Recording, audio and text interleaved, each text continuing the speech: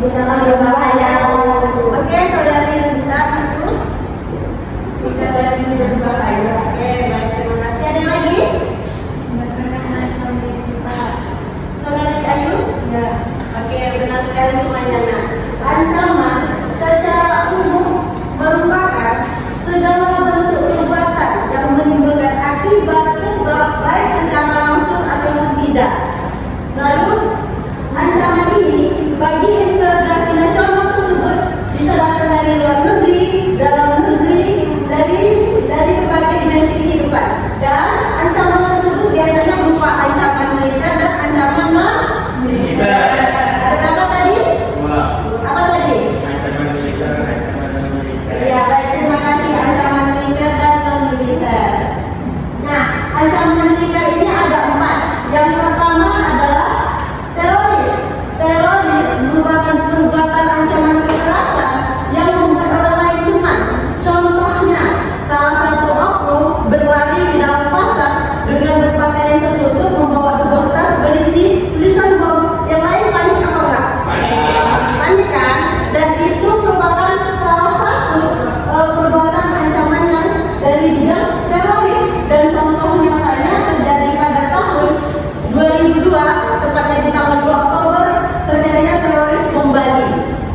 Lalu selanjutnya ada agresi militer, di mana tindakan penyerangan yang dilakukan oleh suatu negara ke negara lain, sepertinya perang, nyata perang. Alhamdulillah Indonesia sedang tidak ada konflik dengan negara pun, dan kita mengambil contoh dari agresi militer ini seperti negara Ukraina dan Rusia, di mana Rusia dan Ukraina itu dulunya satu negara, lalu satu negara yang di Soviet terpecah menjadi Ukraina dan Rusia. Kenapa Rusia menyerang Ukraina? Dan kejadian ini terjadi pada tanggal 24 Februari 2022. Penyebab konflik dari Ukraina dan Rusia adalah Ukraina ingin masuk NATO, yaitu organisasi negara barat di dalam bidang politik dan keamanan, dan Rusia tidak ingin Ukraina masuk sehingga menyatakan perang, yaitu Presiden Putin. Selanjutnya ada di bidang ancaman militer, yaitu penyelundupan senjata, di mana kegagalan gerak senjata yang bertentangan dengan hukum negara dan takutnya nanti akan disalahgunakan. Tiba-tiba jika ada seorang yang sedang menyelundupkan senjata dan tiba-tiba menyerang warga, dan itu juga merupakan ancaman militer yang sedang dihadapi oleh Indonesia saat ini. Lalu selanjutnya spionase. Spionase itu dilakukan oleh agen-agen rahasia dari negara lain untuk mendapatkan rahasia pertahanan dari negara lain ke negara lain. Ini juga menjadi ancaman militer karena suatu saat jika ada strategi perang yang dibuat oleh suatu negara dan diketahui oleh musuh, maka strategi perang itu bisa saja dilawan dengan maksimal, atau dalam kata Mobile Legends itu di counter. Ada yang di sini mereka tahu? Enggak, apa main? Oke, di counter, yaitu istilahnya di backing. Jadi seperti itu. Jadi kita lihat kembali ancaman militer itu ada 4. Yang pertama, yang kedua, yang ketiga,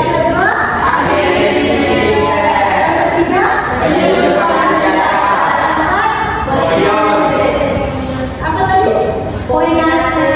Dan sekian ya.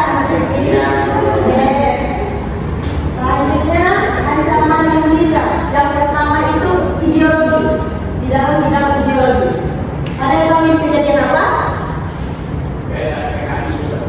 G30S SPKI, gerakan peristiwa gerakan 30 SPKI, di mana PKI ini saat dulu itu merupakan partai besar, dan saat pada tahun 1965 Soekarno sedang sakit dan mereka mengambil kesempatan ini mengubah ideologi kita dari ideologi Pancasila menjadi negara komunis, dan mereka menyerbu atau menargetkan ada 7 jenderal yang menjadi sasaran untuk dibunuh.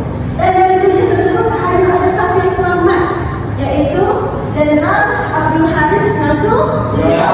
Tetapi yang menjadi target lain itu, yang kena itu adalah ajudan dari Abdul Haris Nasution, dan juga salah satu korban dari gerakan 30 SPKI ini yaitu anak dari Abdul Haris Nasution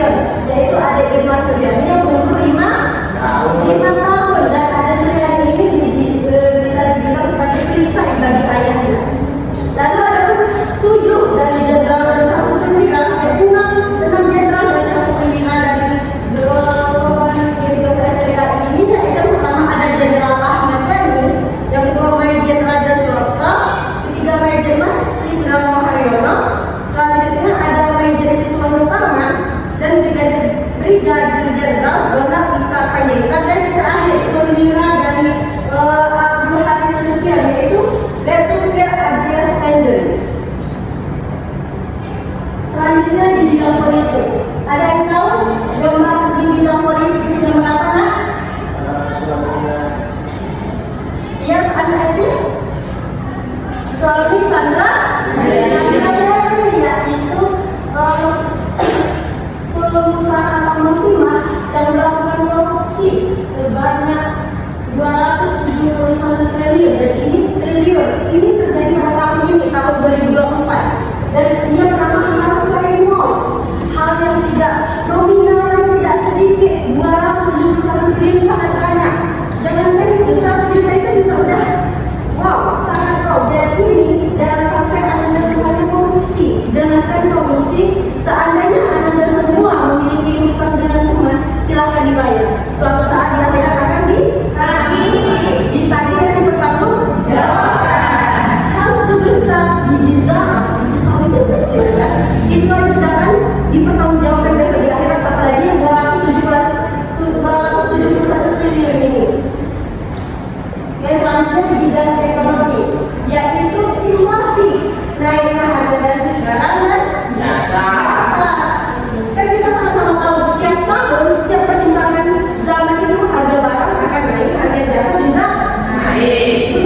Apalagi nilai rupiah itu dengan dolar sangat jauh harganya. $1 dulu waktu ibu SD, pertama kali ibu tahu kalau dolar ini beda nilai rupiah, waktu itu 10.000, $1 10.000, dan tahun ini harga rupiah itu 16.000 dibanding dengan $1.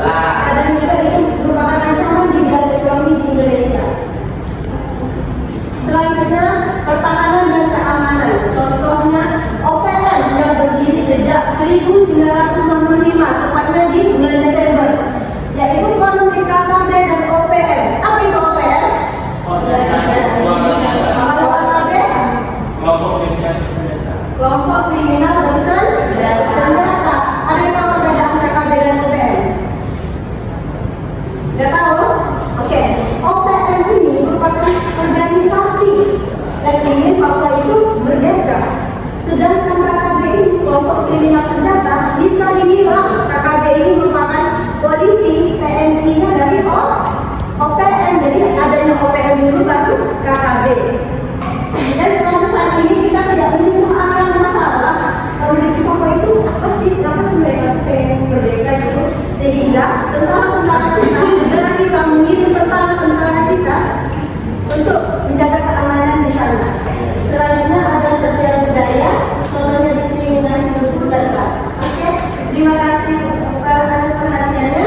Dapat kita simpulkan bahwa pentingnya persatuan dan kesatuan merupakan hal yang penting bagi bangsa Indonesia sebagai dapat menyatukan seluruh elemen yang seragam yang berbeda-berbeda. Oke, mungkin cukup sampai sekian. Apakah ada yang masih ingin ditanyakan? Oke, Ibu akan memberikan tugas. Ibu akan memberikan kepada kelas. Silakan dikumpulkan minggu depan dan kita akan menjadikan evaluasi. Baik, Bu.